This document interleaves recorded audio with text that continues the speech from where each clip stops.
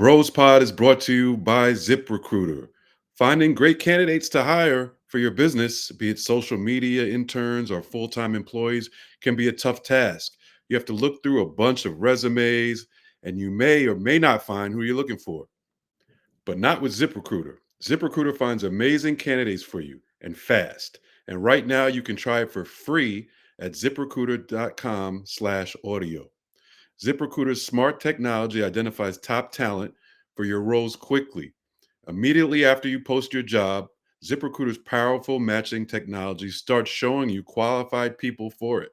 ZipRecruiter lets you connect with top candidates ASAP.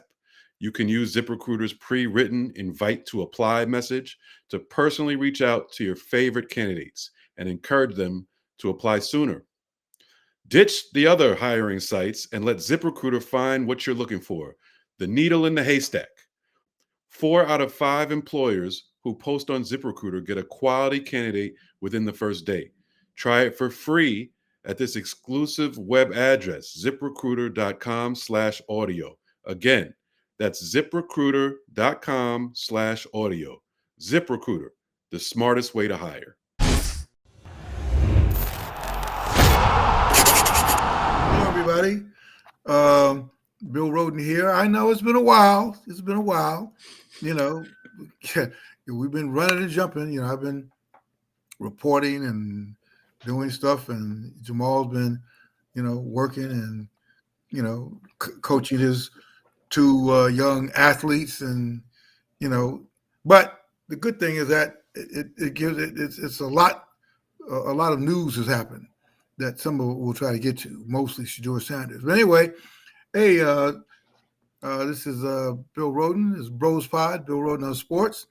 Here I'm actually in Rochester, Minnesota, at the Mayo Clinic, where I do my annual physical, by the way. Whenever you say the Mayo Clinic, yes, no. I do my annual physical here. I've actually been doing my annual physical here since 2018, I think. So for those of you, I'm sure Jamal, I know that you do an annual physical. Yes. So, people should do that. Just, do your annual physical so you kind of get a baseline of where you are. And then get your colonoscopy, which is another thing. Start off the day with that. And you're right. What a way to start off your day, Bill. Oh, what a way. Goodness, man. Well, the worst part of it is that the stuff you got to drink before. It's like, oh my God, this is like worse than the procedure. And then it's the whole thing. I kind of watch, and I don't do drugs. I just kind of. Really? I don't like to be subdued because I drive here with it. Oh, you're gonna get subdued, and you're gonna be out of it for a little while. So I don't want to be out of it at all. You know? So who knows? Maybe when I do the next one, 3 or 4 years, 5 years, I may. But anyway, so Jamal, what's going on, man? What's going on in Brooklyn? Not much. Just the regular dog days of summer. Like you said, coaching my kids, or taking them, or either coaching them or taking them to various sports. Watching the Mets collapse again. That's been part of my summer. Yeah, and the Yankees not far behind. About doing the same thing. So, trying to find joy where I can, Bill. It's not easy. Yeah. Where is that? Well, I've been. Speaking of joy, I went to the NABJ, National Association of Black Journalists Convention in Cleveland last week. And it was really great, man. Really? It was. The thing is, man, you mentioned joy, and I think that's in this atmosphere of when I say in this atmosphere, I think many people know what I'm talking about. An atmosphere of fear and intimidation, and people putting back up Confederate monuments and threatening to now look at the National Museum of African American Culture and take down exhibits that don't. The whole thing. And I think that, what we have to do is what we've always done with each other, more so than ever, is just really shower each other with joy. Right. And that's what the NABJ was about. This was the 50th anniversary of the National Association of Black Journalists. And it was really great, man, to see people that I've known for, 40, 50 years. And there was all this renewed sense of like kind of coming together and locking arms and, kind of refocusing and recommitting. And I think a large part of it was love. Right. It's very rare, man, where a lot of black folks get together and we really shower each other with positivity and accolades and awards and telling each other how great we are and just positive energy, and it just dawned on me that that's what Dr. King was talking about. I think back then, you're younger, and or he kept preaching love, love, love, and I think you say, yeah, right, right, right, right. But love is a very, very powerful force, and I think back then when we were in it, he preached love and all that, and we were whatever, and but I think and I was thinking about this during the convention, love is a very, very powerful force. And it's true, love will always win. Love will win. It's a very powerful force. And I think that we really have to get back to that. We kind of strayed away from it. We've strayed away from it because, people got jobs and people are doing well. And, hey, I kind of got mine and I'm here, there, then things happen. You realize once again, we're all kind of in this together. We really need to reinforce, give each other our flowers and teach our kids to do that too. Teach our kids. So love was really on display at the convention, and it just occurred to me that that is really important. In some ways, it kind of gets into what we're going to talk about.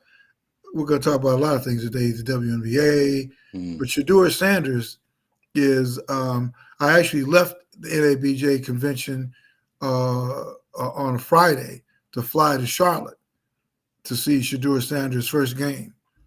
And we know now that, well, I'd like to get your take on it, but you know, uh, it was a great debut. And everybody now knows he had a great debut.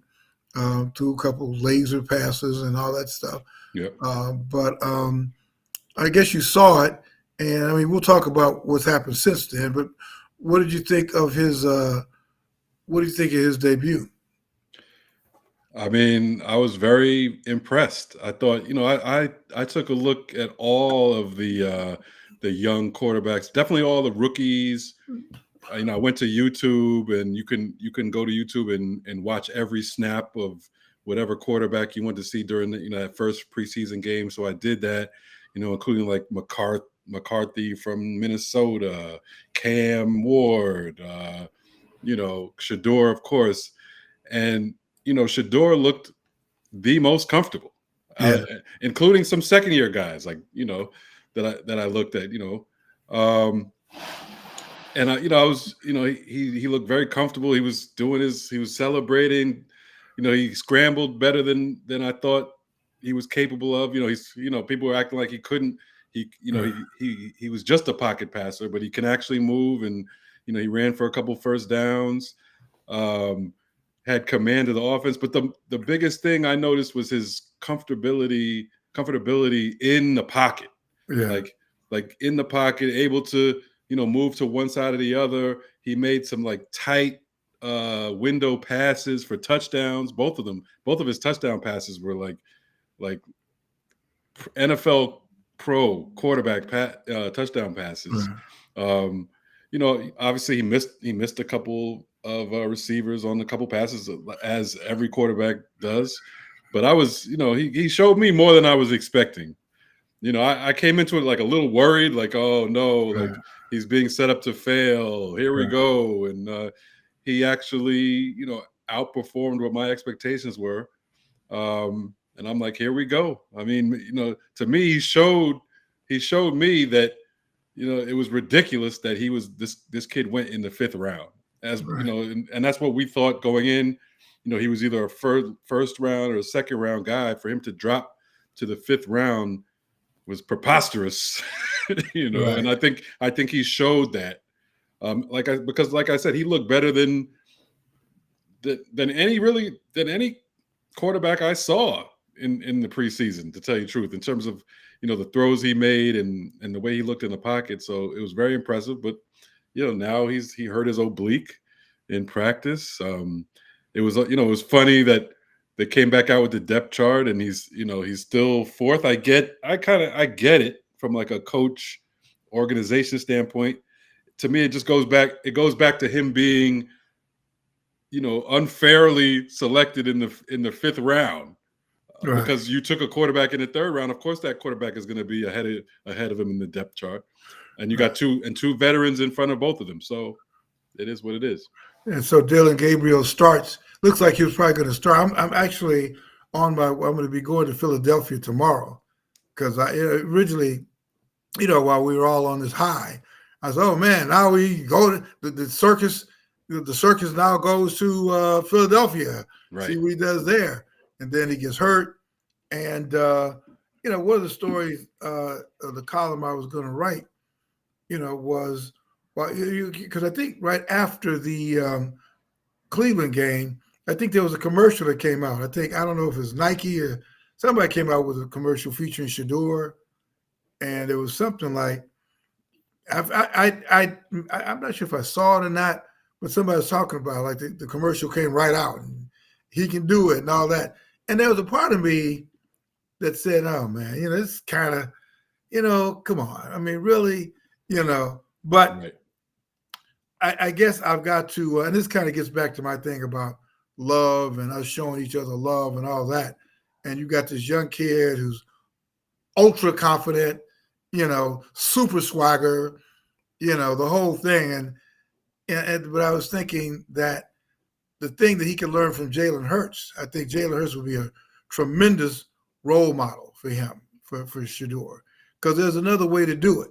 Right. You know, I mean, here's a guy who really, in some ways, struggled more than Shedeur. Here's a guy who was a great freshman and really produced as a freshman at Alabama. Took him to the national championship game, Right. and then was humiliated. Was benched at halftime and all that. And I don't know how Shedeur would have handled that. I mean, that was never going to happen for him in Colorado. Forget it. No. With his No. dad coaching, Is that was that never going to happen. right? But and again, this is the first year Shedeur does not have his dad with him. Right. So, but I thought that the piece I was looking to write was, and it still made, was just how Jalen Hurts is somebody of all the people that Shedeur knows and all celebrities. Jalen Hurts is a guy he should really latch onto. And then lo and behold, when he hurt himself in practice, he went out and sought out Hurts. They had a Really? long conversation. Yeah, they had a long conversation on the field. And then Hurts gave Shedeur a ride on a golf cart to the locker room, And afterwards, he talked about he sees himself, Jalen, as a mentor and helping and stuff like that. And that's who he is, and I think Shedeur, I mean, you got to be who you are.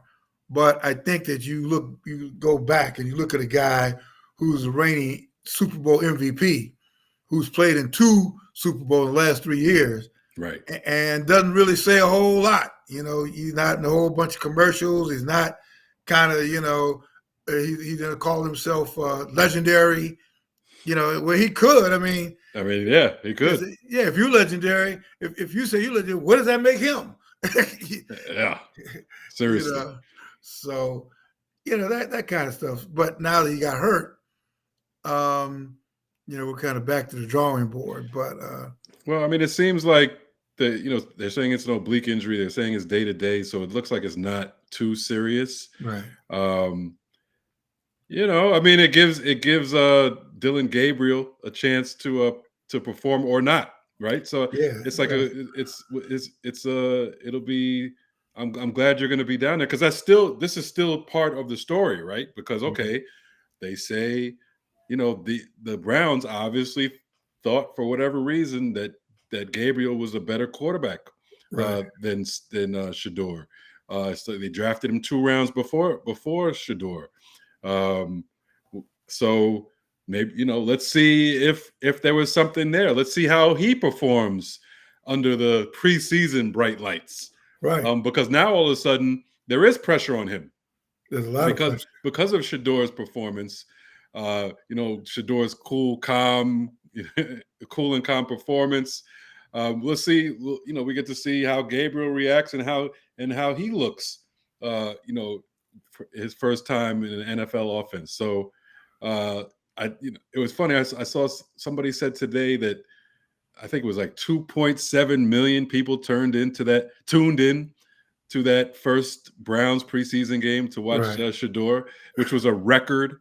Uh, so I'll be interested to see how many people tune in now because I think people will tune in because they want to see what this competition is all about. And Right. I think there is a inherent, especially among Black people for sure, but there's an inherent distrust of the process here. We really want to tune in and see for ourselves Right. how this competition goes. Is Shedeur going to get a fair shot? Because I think it's clear if you're if you're an honest person, um, I think it's clear that it what happened to him on draft night was suspicious. Mhm.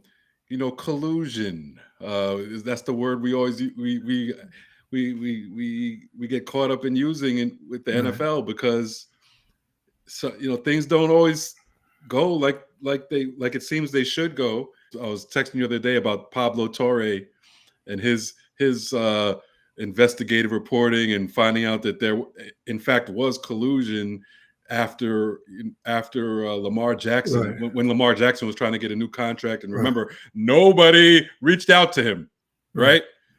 right? And it turns out owners were talking and owners were telling each other like, no, we're not trying to go down this guaranteed contract road, this and that. So nobody reaches out to a 2-time MVP, Right. right?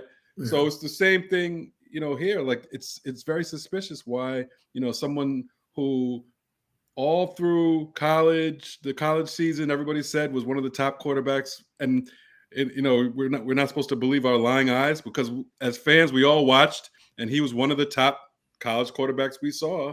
But when it uh, came to the draft, all of a sudden there's all these questions about him, right? But then now he gets on the field again, and we see a very good quarterback, Right. like we thought we saw. Right. So I think people are going to be interested to see what Dylan Gabriel looks like. Yeah. I mean, Shedeur could benefit by not being on the field. Right. If this guy, if Gabriel comes in, he's still kind of hurt. But I think he just realized he can't stay hurt. He can't afford this. But if he goes out there and pick six and doesn't do well, Right. that only everybody will look at Shedeur and be like, damn, what, and then the pressure's on Kenny Pickett. So, I suspect that, and then, think about Flacco. And when you look at it, it's kind of like the perfect landing spot for Shedeur. Now, I guess I wish, my colleague, Jason Reed, Mm-hmm. a great NFL writer, he's of the opinion that Shedeur was drafted where he was supposed to be drafted. And I guess I have to ask myself, how much, yeah, because we were all shocked. Because remember, the hype machine said he was supposed to be number 1 or 2 behind Cam Ward or in front of Cam Ward. And he drops to 5. And the one suggestion is that, teams were punishing him because he was too cocky, too arrogant. He didn't genuflect and all that. And that could feed into your thing about, like GM said, do we want to teach this guy a lesson? And I think with a lot of folks, a lot of Black folks, that kind of resonates. I'm kind of in this camp of, well, I had asked myself, am I shocked because I've been covering the guy since Jackson State, and was I so into the hype, the Coach Prime hype, that I'm believing this guy should be first. Although he did have some bad habits, so I'm like, well, was my surprise rooted in the fact that I was part of the hype machine? I mean, I was like, yeah, caught up in the hype, and but the proof of the and when you say, did somebody need to be taught a lesson? That's always a touchy thing.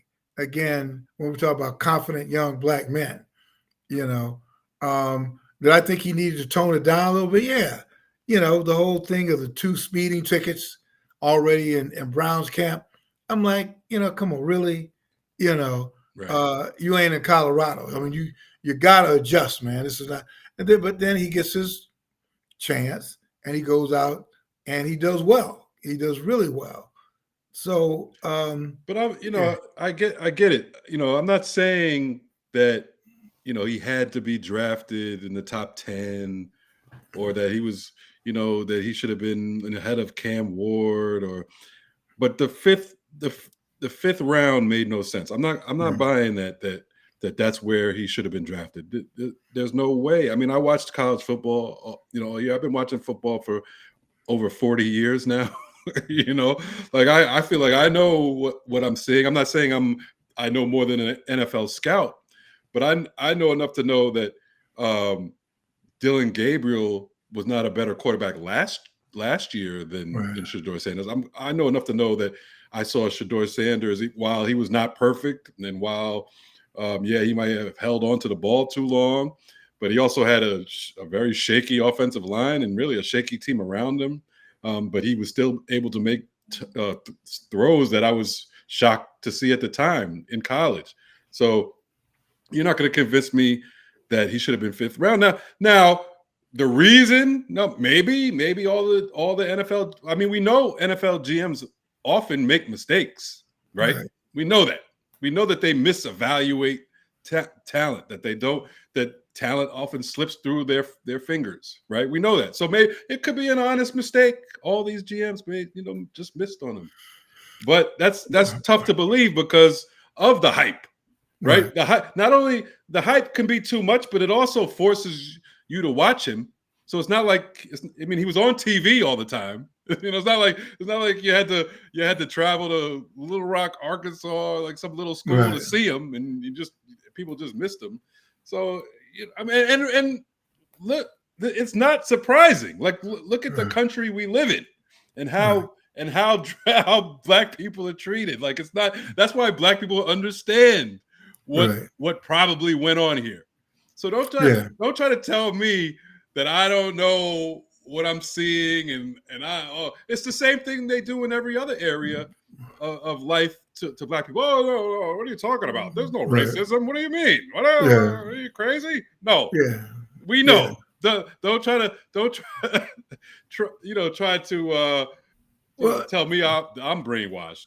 Right, and the beautiful thing of this is that you can prove it, and a lot of different areas. It's all subjective, which is why you have all these mediocre people in all these administrative positions, right? Because there's nowhere where, if you're talking about the NFL or the NBA or anything, I mean, it's you earn it. Nobody's giving anybody anything. But even here, there is some subjectivity to it, right? He goes out there, he plays well as in the preseason, but you still have people say, "Oh no, he was playing against backups," which is not true. Carolina started their first team defense, by the way. Oh no, it's just preseason. Anybody can do that, but not everybody did. Like I said, I watched every young quarterback, play. Even Justin Fields. I'm a huge fan of Justin Fields. He had a good performance in his preseason game with the Jets, but he didn't look as comfortable as Shedeur did. Right. But Shedeur had the benefit, because of injuries and all that, he could play for 3 quarters. and Right. he had an opportunity That's to true. settle into the That's true. game. That's true. So I mean, I think that again the proof of and that's why this injury was so unfortunate because I think that maybe had he not been injured, I was looking for him playing again and building on uh, what he did last Friday. So I guess the question becomes, like you said, it's oblique. So maybe the rest is going to do him good, and they still got. I think they end the preseason with a game against the Rams. Right. So, so what would your depth chart be? I mean, I know we've got to see Dylan Gabriel because a lot depends on that. I mean, if Yeah, no, I think the depth chart is fair. Mhm. Like, I mean, fair based on the context of what the Browns have done, right? Because they did. They picked Dylan Gabriel ahead of Shedeur Sanders. So why and the wouldn't? brother Andrew Berry, who's the general manager, is a brother. Right. And the owner came out clearly and said, "No, it wasn't my decision; it was his." Right. You know, So I mean, the depth chart doesn't mean anything anyway, right? That's just you could. There are many reasons you could say, in retrospect, like when it's all said and done, they could say, "Oh, we were motivating him. We were just trying to get him to keep, we were just trying to push him, so he kept him on, fourth." And maybe there's an argument that you should keep him at fourth because we haven't seen Dylan Gabriel, right? And but we have seen Kenny Pickett. we've seen him, but they're putting their two veterans at the top. Fine. Right. That's what you're doing. Fine. You have Flacco, Pickett. These guys are veterans. They've played in the NFL. You have them on top. Then you put the rookie 3rd round pick. Then you put the rookie 5th round pick. The rookie 5th round pick had a very good preseason game, but we saw nobody else. So fine. So it's now it's like I said, now it's Gabriel's turn. Right. Let's see what he does. Let's see. Yeah, so again, it's must-see TV for an exhibition game. Right. Might be $2 more million to check this out. Yeah, because they want to see it. And one of my colleague, Clinton Yates, was pointing out that, well, just for that reason, the star value, the fact that he's a social media hit, that you got to keep him because it's like must-see TV. Well, I tell you this. Based on that, people can say all they want about, preseason doesn't mean anything, but that's on the other side of their mouth. It was someone they liked, right? They would be like, "Oh, look how he looked in preseason," because that's all you have right now. So and if he had not done well, if he didn't play well, they wouldn't say, "Oh, it's just a preseason game," All right, so preseason, look what he did. So yeah, I mean, I'm coming around, man. I mean, I'm probably not as enthusiastic as you, but I think that coming off of last Friday's game, I became much more, and then coming up to NABJ and realizing how we really, at this point in time of our history, more than ever, we really, particularly our young people, we want them to be confident because they're going to need every ounce of confidence and self-awareness, but so I've kind of said, I'm rooting for him and cheering for him. I mean, I kind of always was intrigued by Dion, and his whole thing. And, of course, he earned it. I mean, he's a Hall of Fame guy and had a Hall of Fame career, So, I mean, do you feel the same way about Bronny, LeBron's son? No, because he never went out there and showed that he was like, that he could be a very good NBA player. It's not. I mean, it's that now it's unfair to compare. That's an unfair comparison for Shedeur. Shedeur went out there at every level he had to in college. First of all, he stayed in college for how many years? He was there. Right. He was in Jackson State for 2 years. Yeah. Then he went to Colorado for sophomore year, and he was in Colorado for 2 years. Yeah. So he spent 4 years in college, producing. Bronny, first of all, he had the heart thing. Right. He missed half, so that caused him to miss half of his freshman season. He barely plays, and then he says, let me go to the NBA, and he gets drafted, and we know why he got drafted. Right. So he really didn't prove anything. And then once he got to the NBA, he's been okay at best for a rookie. For a rookie drafted in the second round. Whereas Bronny never had a Shedeur preseason moment. Like Right. that would be the equivalent of Bronny going out there and Scoring scoring 50 points. 35, Right. 30 in a preseason game Right. with like 2 turnovers. You know what I'm saying? Right. Like he Right. hasn't done that. And Right. that's like, I'm high on Shedeur. And I don't know what's gonna happen. Maybe it was a fluke. Okay, he has to show it again. But based on his track record, he produced in college. He did. He produced in college. He had one of the best completion percentages in college. We saw with our own eyes what the plays he was able to make in college. Of course, now he had Travis Hunter too. Now I mean, you can't minimize that. Well, I mean, but so now he has pro receivers. Right. Right. Like so.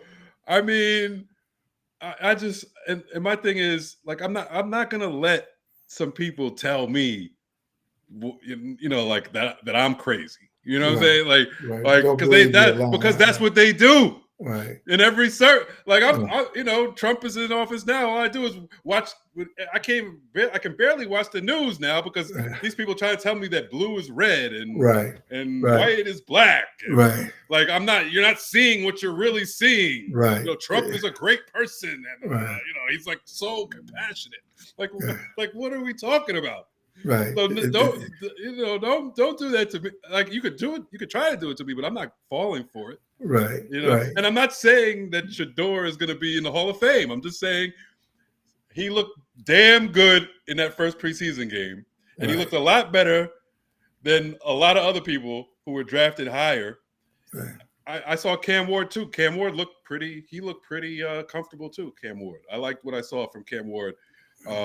But these other, Jackson Dart with the Giants. Right. Everybody was raving about that. He did not look as good as Shedeur. Right. I watched every pass or run of Jackson Dart. And he made some good throws. He did make some good throws, a touchdown pass, but then he looked jittery in other spots. Right. I didn't see Shedeur look jittery. No, he never looked jittery. No. So, no, Shedeur looked great. He looked strong. That's why I get back to, man, it would have been great to see him build on it. And again, he still can. Maybe he I'd love to see him finish strong. Because, like, I guess my point is he's in a good position. Joe Flacco, I mean, I'm not trying to predict anything, but the guy's 41 years old. It's a long shot, man, him finishing the season. No. And there's no scenario, and the only scenario you continue to play Flacco is if they're winning, right? And they're going to the playoffs. That's not going to happen with Joe Flacco. So once they start, if they start losing games, you're not going to. You look towards the future. You don't continue to play a 40-year-old quarterback. Right. So, then there's a Pickett issue. Somebody said he could be the odd man out.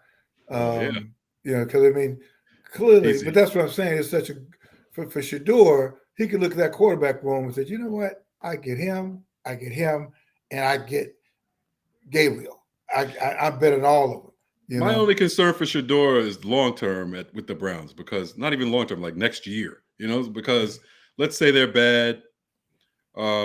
Even if he plays well, I can understand them saying, "Well, we don't think he's our franchise. We don't think he's a franchise like Pro Bowl or career, QB." And then the QB class next year, they're saying Arch Manning, but I don't think he's coming out. Mm-hmm. But let's say he did, then I could see they'd rather have an Arch Manning than they would Shedeur Sanders. So I could see that situation. But my thing is, what I wanted to say before is just based on the preseason game, which everybody's poo-pooing, or not everybody, but like critics poo-pooing. I guarantee you, if they cut him, some other team will scoop him up real fast, just based off what you saw that game. Right. Because they look better than a lot of quarterbacks that other people have on their rosters. Oh, he can play. I mean, listen, Shedeur Sanders can play. They're not going to drop him. I'll tell you that much. No, I mean, I would be I'd be shocked if they cut him. No. I mean, I'd be absolutely shocked. And if they do, someone's going to grab him really quickly, just based off the tape that they have. Right. So you mentioned Justin Fields, right? he's got. I think it's a big year for him too. Oh yeah. You Oh know, yeah. Oh yeah. and I really want him to do well too. But this is a very crucial year for him too.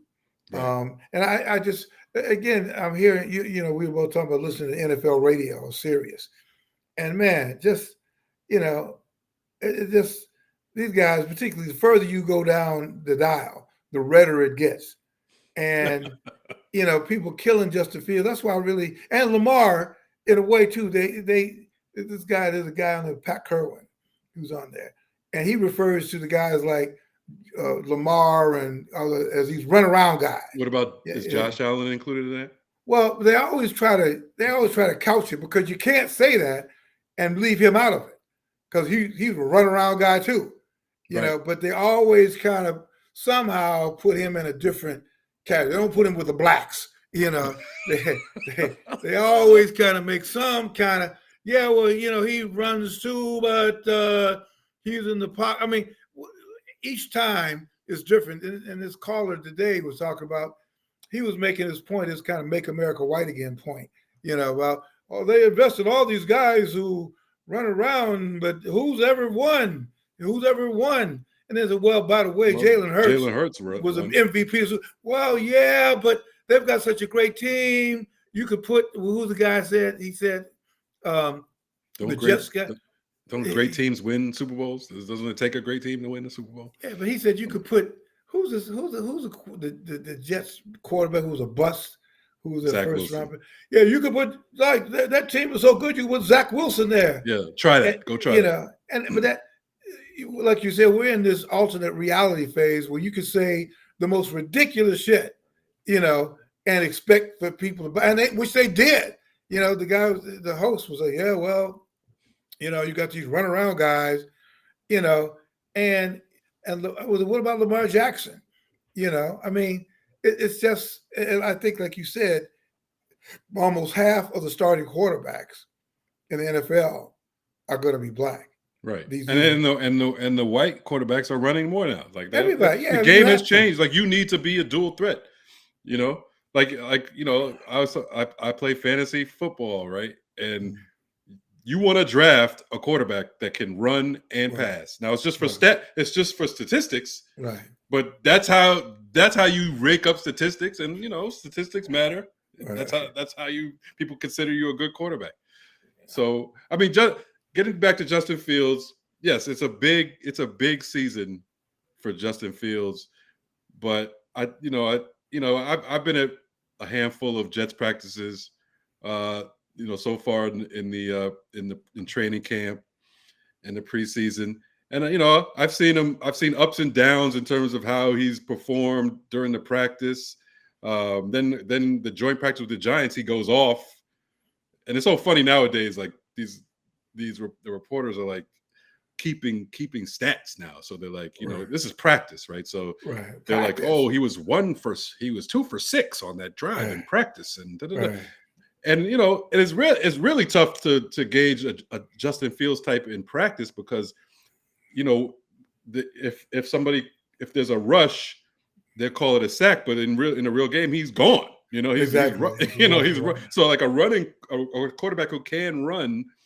It's a different type. You don't really get a true feel of what's going to happen in a game because he can't take off. Right. But it's funny. So he's getting critiqued based on practices. I saw he in a press conference he said, well, they're like, you've been struggling a little bit the last 2 practices. He said, well, I've had bad practices, and I've been in the league for a few years. I've had bad practices on Friday and Saturday and had a great game Sunday. It's practice, Right. So you just never know. But he comes out to the preseason game and performs very well. Shows off his legs, runs. He was like, he completed most of his passes. As you know, I've always liked his talent, even throwing the ball. Like I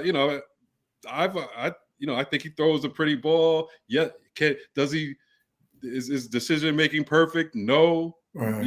Very few quarterbacks are, but he's also been in terrible situations. The Chicago situation was a terrible situation. He still put up fantasy numbers. He still put up statistics, because he was like one of the best rushing quarterbacks Right. we've seen behind Lamar Jackson. But no, I think but for him this year, I think he's in a great spot because you got Aaron Glenn, the new coach of the Jets, and he just supports him. Like he's like, this is my guy. Right. I have faith in him. Right. I would, I had to go up against him when I was defensive coordinator with Detroit when we played Chicago. So I know the challenges he presents. I like his leadership qualities. I like that he lets criticism bounce off of him. So he's in a situation unlike our guy Tomlin last year, which was just a weird situation where Tomlin maybe we don't know, but it was clear that Tomlin, for whatever reason, was on Team Russ. He was on Team Russ, no question about it. He was on Team Russ. He said it for training camp. Right. Even when Russ got hurt, but when Russ gets back, he's our guy. And as it turns out, Russ wasn't enough either. Yeah, Russ turned out not to be their guy, but he never went back to Fields. Yeah. And then they tried to sign Fields at from all the reporting is that they tried to sign Fields and then Fields jettisoned them and went to the Jets, and then that's when they turned to Aaron Rodgers. Yeah, we'll see how that turns out. But yeah, I mean, I think Fields wants to play, and I'm pulling for him because this is an important year, and I'm pulling for Aaron Glenn. Right. That they do well. Could he be the one that breaks the jinx? Right. So we'll see. But like you said, it's this is results driven. Right. But fortunately, I know you said there's a level of subjectivity, but you're not going to put some guy as a Department of Defense who's clearly mediocre, but you get away with it. Where you can't do the equivalent of that in the NFL. You can't put some guy out there. You can't have Zach Wilson as your franchise quarterback right now. Right. No matter how badly. That's the equivalent. That's like the current administration has like Zach Wilson as the head of the Department of Defense. They have like you give me another bust. Right. They have busts all around, all in the administration. What's the name? Who's Tim Tebow? They got Jamarcus Russell is the HUD secretary. Another one. Yeah, you can't do that. You can't do that in real time. Right. So but I just all I can I have confidence in what I'm seeing. Yeah. I'm not going to let these people tell me. That, like I said, that blue is green, or no, right? We're all watching the same thing, right? Well, fortunately, we got games tomorrow, I guess Friday, but like I said, I'm really curious to see Gabriel too, just to see, because I'm sure he got to be feeling a lot of heat, that he's got to perform, because if he doesn't. Shedeur didn't have to lift a finger.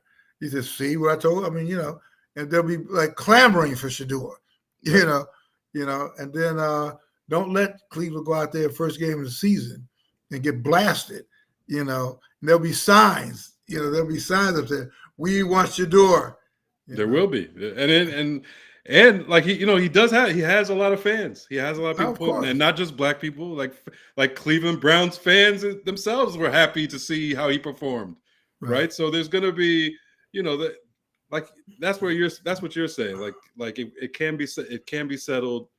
It can only be but so subjective because you have everybody's watching, and there's going to be pressure to play him, but they can still stack the deck against him, which maybe they're, which was done in the draft process. They stacked the deck against him a lot. Just the fact that he went in the 5th round compared to Gabriel in the 3rd round has put him behind him in the depth chart.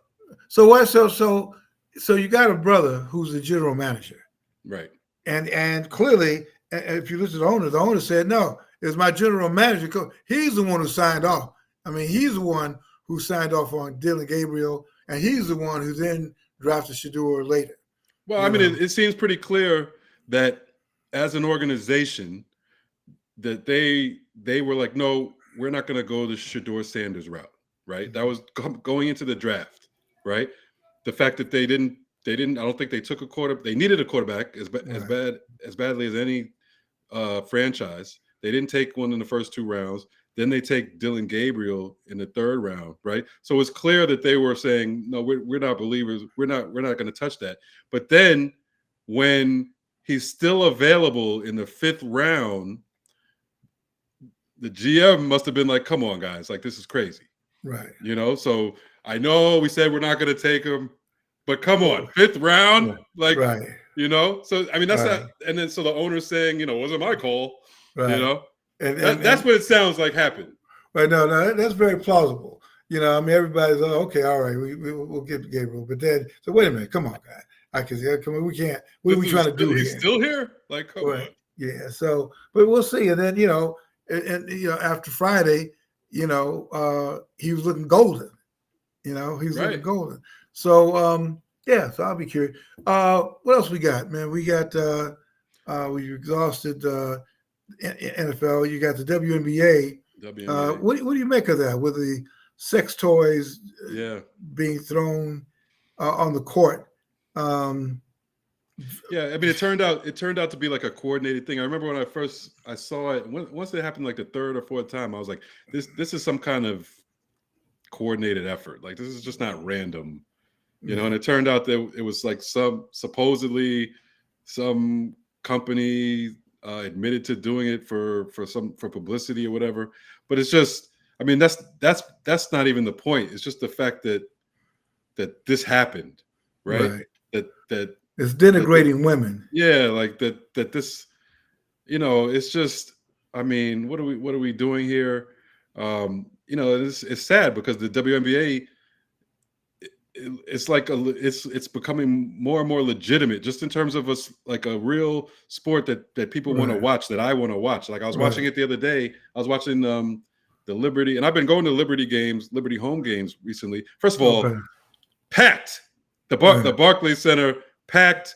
Outside the game, before the game starts, way more than any Brooklyn Nets game I've Right. seen in the last few Right. years, for sure. And then I'm watching the game last night. I think it was Las Vegas. They were Oh, great Liberty, game, yeah, right? Liberty Las Vegas, and I'm Yeah. just watching the game, like even just like peeking at it. It's just like this. I'm like this. It just reminded. It's like I'm watching an NBA game. Right. You know. It's competitive. I mean, long since I've embraced the competitiveness of it. It's just, compared with women hooping. Right. But again, that whole thing of the sex toys and all that, it just puts into a larger context of how women are still marginalized and devalued. Well, now it's this company, and I don't know if we could leap to that, but why would they do that? Of all the things you could do, why would they do that? Right. Like, yeah. So like when you saw that, what did you think? Like, It was just what? bizarre. Right. It was just bizarre. But again, my first thing was just degrading. Right. You're doing something to degrade women, to reduce it to a dildo. Right. What Right. the fuck Where, is like, that? what Kelsey Plum, she has to go kick it off the court. Yeah. Yeah, it's ridiculous. I mean, but this is what we're like. This is where the country is The going, atmosphere, and where it was right. like this is like, they don't people don't respect women, and now it's like you have more and more of a platform to express that, right? More guys feel like they can say it out loud again. Right. There was a short period in there where it was politically incorrect, but now we've taken back our country, and now we can throw dildos That's on right. the WNBA court again. Right. That's right. That's right. There's no sense of shame. Somebody said, I didn't see it. Jamil Hill posted something that the president's son did something or posted something that was inappropriate. I didn't, he's the president's son. Right? Yeah.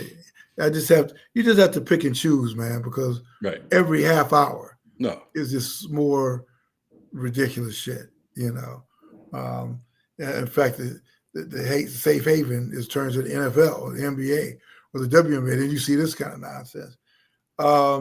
What else? So we got that Flores. There's the Flores case. Oh yeah. We should probably lead with that. Yeah. Well, today I think it was the Second Circuit uh, ruled in favor of Flores. So With the now faith to go they're on, saying right? that he can take the NFL to court because it was a question whether he had to go through arbitration, but they ruled Right, that arbitration is a farce because Goodell is the ultimate right, decider in that. right, So right. but here's the thing: getting back to what we were just talking, we've been the theme of the show, unfortunately, Yeah, is they can appeal to the Supreme Court, and guess yeah. what do you think the Supreme Guess Court is what's going to going to say? happen?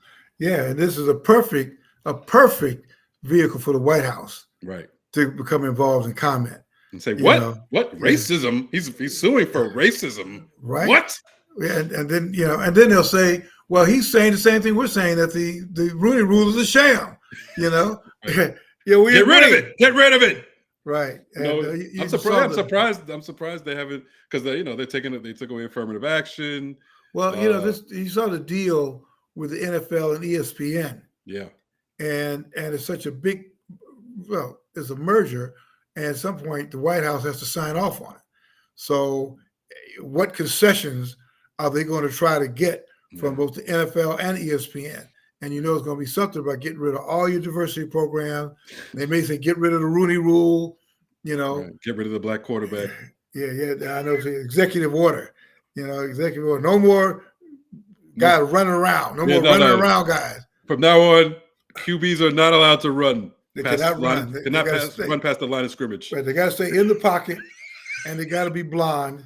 And then we're laughing. It's not far fetched No. based on everything else that's happening. Right. So, how do you, the most level playing field for us has historically always been on the playing field. Right. And even You that know, hasn't been level, right? yeah, So, I mean, like, think about it. Like, yes, the most level playing field has been on the playing, I mean, has been on right, the athletic right, playing field. But we still, we talk about black quarterback. Why do we talk about black quarterbacks? Because they didn't let us play the position. So, how level was right, the playing field? right. And Right. there's still people. You can hear there's still this resistance. Although particularly an older crowd, they still want this whole idea of taking back America, and that includes the quarterback. It really does. It really does. Which is, but good luck with that. Yeah, good luck. Yeah. I don't know. You know.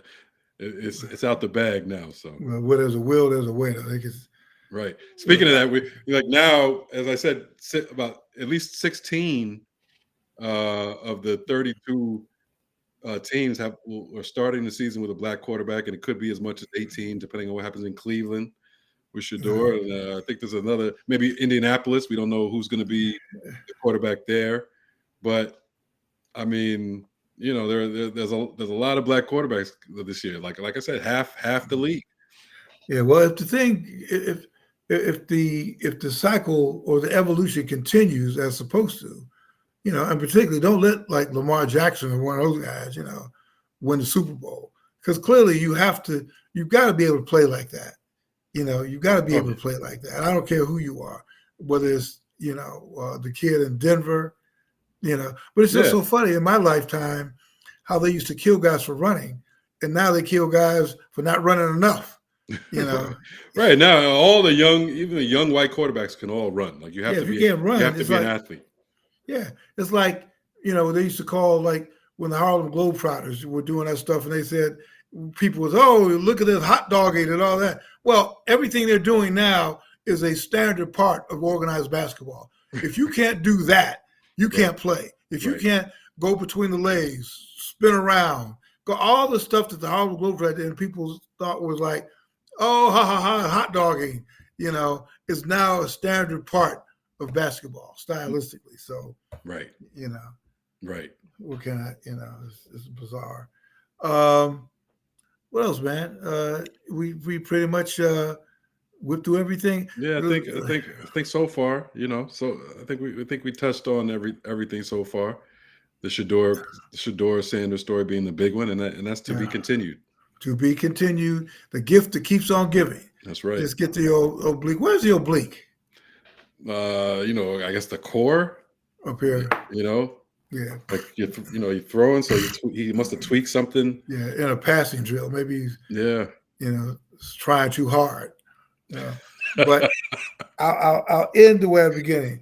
I think the greatest, if he didn't get anything out of this trip to Philadelphia, it was being able to spend a half hour with Jalen Hurts. That's the guy he should begin to model. Right. I know his style is a lot different than Shedeur's. He's a lot more laid back. You ain't going to see him running around talking about legendary and all that.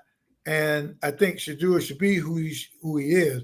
But I'm really glad that he had a chance to connect with Jalen Hurts, and I hope the mentorship continues. No, And yeah. so the trip to Philadelphia, if for no other reason than that, it was worthwhile. Right. No question. I mean, Jalen Hurts would be a great mentor for a lot of people. Right. Period. Right. We didn't talk about, and we don't really have to get into it too much, but the Micah Parsons and the Jerry Jones not paying him and wanting to meet with him without an agent. I know, and that's of course, yeah, boy. Don't bring that agent in, boy. Come on in here. Come on here. Here's some sweet tea. Sit down on the kitchen table. Get some sweet tea. You don't need that agent. You don't need no agent. You don't need no agent. Son, come here. Yeah, it's just unbelievable, man. It's just unbelievable. So, yeah, we'll pay you fair value for that cotton. Exactly. Oh, brother, that shit's just unbelievable. It's 20th anniversary of $40 million slaves next year, and we're talking about full circle. Right now, it's just like it's like $400 million slaves. That's right. That's the only difference. But we're sorry. We've been gone for a couple months. We apologize. We're back. It's football season. It was summer, so summer vacations. All it was kind of like not much going on. But you were clamoring. I know we heard your clamoring. We heard your voices. You said, "Come on, man, we need you now more than ever." Exactly. Shedeur, we had to hear from Bill about the Shedeur Sanders story, what he thinks about it, and now we know.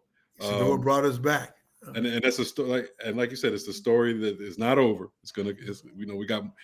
There are more chapters to the story, and of course we'll get to that in the next few weeks. But thank you to the listeners listening. As always, we appreciate it. You can find our podcast wherever you get your podcast. Follow us on social media at BrosPod on Twitter, at BrosPod on Instagram. Bill Roden on Sports on YouTube. If you're watching it on YouTube now, hit that like button, subscribe, share, all that good stuff. We appreciate it. And gamble. They don't have to gamble anymore, do they? No. Gambling is getting tricky. There's been a few gambling stories we haven't talked about. Yeah. That's man. All right. Anyway, we'll get to that later on. All right. Listen, everybody. I used to always say, pray. Pray. more than ever. All right. God bless. See you next week. You will see us next week. We will be on. We're gonna deluge you, give you a deluge of bros pods. Yes, and it's Bill's favorite time of year. Even though he doesn't like to admit it, football. Football. Yeah, well, after you go through a season, I know I should say I know yours. Go through a season of the NBA. I mean, NBA. No, you're right. I can't. I have to admit it. Also, this football is. I mean. Hey, what can I say? Look at hey, we got 16 black quarterbacks, Bill. What can you say? That's right. Oh yeah. Oh, you got to do your black quarterback. You're going to debut that next week. Yeah, we'll do our preseason rankings. Yeah, do your preseason black quarterback ranking. Tune in for no other reason than for that. I forgot. Well, next week you have to tell us what the final ranking was last year. Well, we did it. We did our final ranking. I can't remember. Next week. Have your the ranking for last year. Okay. Yeah. So we could then. It's on paper somewhere. It's on paper. Yeah. Find it. All right, man. Take care, everybody. Again, pray. Yes. All right. See you later.